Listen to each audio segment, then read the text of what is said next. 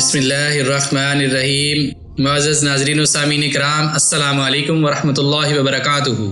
ممنوع روزوں سے مراد ایسے روزے ہیں جن کا رکھنا منع اور حرام ہے۔ اگر کوئی ان دنوں میں روزے رکھتا ہے جن دنوں میں روزہ رکھنے سے رسول اللہ صلی اللہ علیہ وآلہ وسلم نے منع فرمایا ہے تو ایسے شخص کو ثواب کی بجائے گناہ ہوگا کہ اس نے رسول اللہ صلی اللہ علیہ وآلہ وسلم کی مخالفت کی ہے۔ عیدین کا روزہ، عید الفطر اور عید الاضحیٰ کے دنوں میں روزہ رکھنا منع ہے، جیسا کہ سیدنا ابو سعید خدری رضی اللہ عنہ سے مروی ہے۔ انہوں نے بیان کیا، نبی کریم صلی اللہ علیہ وآلہ وسلم نے عید الفطر اور قربانی کے دنوں کے روزے کی ممانعت کی تھی۔ ایام تشریق کے روزے، عید الاضحیٰ کے بعد 3 دن یعنی 11، 12 اور 13 ذی الحجہ کے روزے رکھنا منع ہے۔ رسول اللہ صلی اللہ علیہ وآلہ وسلم نے ایام تشریق کو کھانے پینے کے دن قرار دیا ہے۔ حضرت عائشہ رضی اللہ عنہا اور سیدنا ابن عمر رضی اللہ عنہ سے مروی ہے، انہوں نے فرمایا کہ ایام تشریق میں کسی آدمی کو روزے رکھنے کی اجازت نہیں دی گئی ماں سوائے اس حاجی کے جسے قربانی دینے کی طاقت نہ ہو۔ استقبال رمضان کے روزے، رمضان المبارک سے پہلے استقبال رمضان کے روزے رکھنا منع ہے، البتہ اگر کوئی شخص اپنے معمول کے مطابق روزہ رکھتا ہو اور وہ دن رمضان سے 1 یا 2 دن پہلے آ جائے تو روزہ رکھنے میں کوئی مذائقہ نہیں۔ مثلا کوئی آدمی حسب معمول سوموار یا جمعرات کا روزہ رکھتا ہے اور رمضان کا آغاز منگل، بدھ یا جمعہ یا ہفتہ کو ہوتا ہے تو وہ روزہ رکھ لے، جیسا کہ ابو ہریرہ رضی اللہ عنہ سے مروی ہے کہ رسول اللہ صلی اللہ علیہ وآلہ وسلم نے فرمایا، تم میں سے کوئی شخص رمضان سے پہلے یعنی شعبان کی آخری تاریخوں میں 1 یا 2 دن کے روزے نہ رکھے، البتہ اگر کسی کو ان میں روزے رکھنے کی عادت ہو تو وہ اس دن بھی روزہ رکھ لے۔ صرف جمعہ کا روزہ،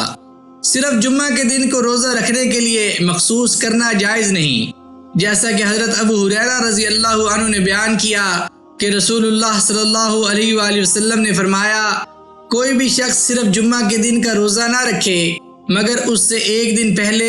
یا اس کے 1 دن بعد روزہ ساتھ ملا لے۔ مسلسل روزے، مسلسل نفلی روزے رکھتے جانا اور درمیان میں ناغہ نہ کرنا، اس سے بھی رسول اللہ صلی اللہ علیہ وآلہ وسلم نے منع فرمایا ہے، جیسا کہ حضرت عبداللہ بن عمر بن عاص رضی اللہ عنہ نے بیان کیا، مجھ سے رسول اللہ صلی اللہ علیہ وآلہ وسلم نے فرمایا، اے عبداللہ، کیا یہ خبر صحیح ہے کہ تم دن میں تو روزہ رکھتے ہو اور ساری رات نماز پڑھتے ہو؟ میں نے عرض کیا، جی ہاں یا رسول اللہ صلی اللہ علیہ وآلہ وسلم۔ آپ صلی اللہ علیہ وآلہ وسلم نے فرمایا، ایسا نہ کر،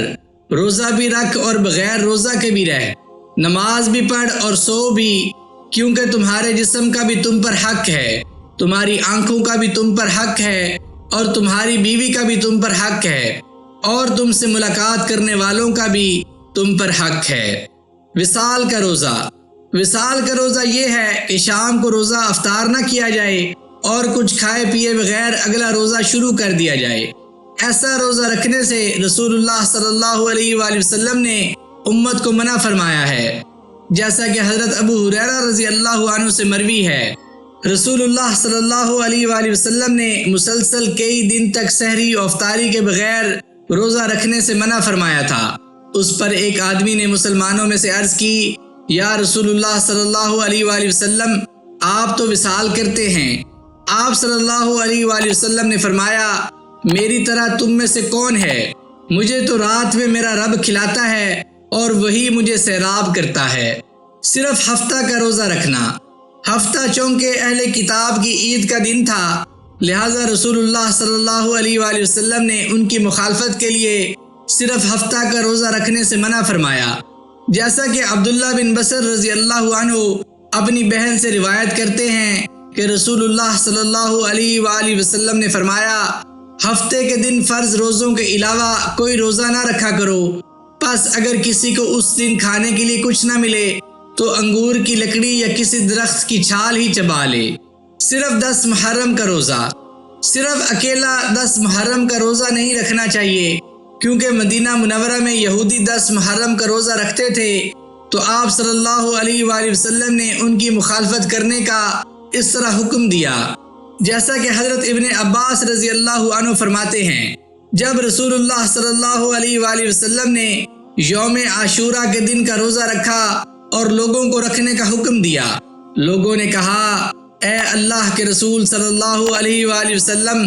اس دن کی یہود و نصارہ بڑی تعظیم کرتے ہیں۔ آپ صلی اللہ علیہ وآلہ وسلم نے فرمایا ہم آئندہ سال انشاءاللہ 9 کا روزہ رکھیں گے۔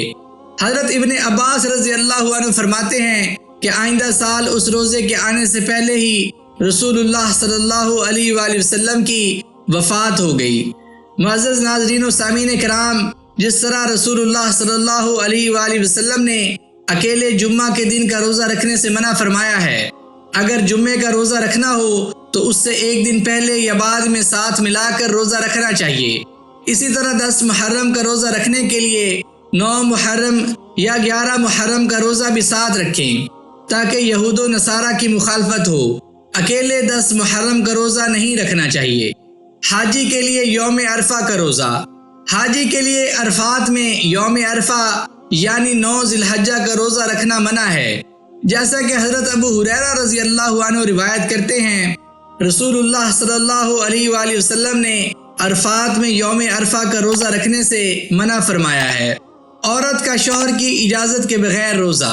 عورت کا اپنے شوہر کی موجودگی میں اس کی اجازت کے بغیر نفلی روزہ رکھنا منع ہے۔ اگر خاوند روزہ رکھنے کی اجازت دے دے تو وہ روزہ رکھ لے، ورنہ روزہ نہ رکھے۔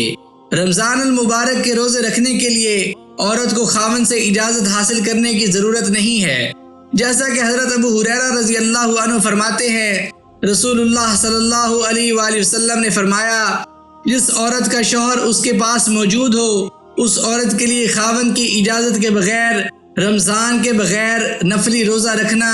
جائز نہیں ہے۔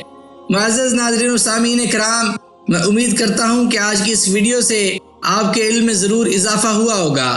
میں اللہ تعالیٰ سے دعا کرتا ہوں کہ اللہ تعالیٰ ہمیں آپ صلی اللہ علیہ وآلہ وسلم کے بتائے ہوئے طریقوں کے مطابق روزہ رکھنے کی توفیق عطا فرمائے۔ اگر آپ کو آج کی یہ ویڈیو پسند آئی ہو تو اس چینل کو لائک، شیئر اور سبسکرائب ضرور کر دیجیے گا۔ مجھے اپنی دعاؤں میں یاد رکھیے گا۔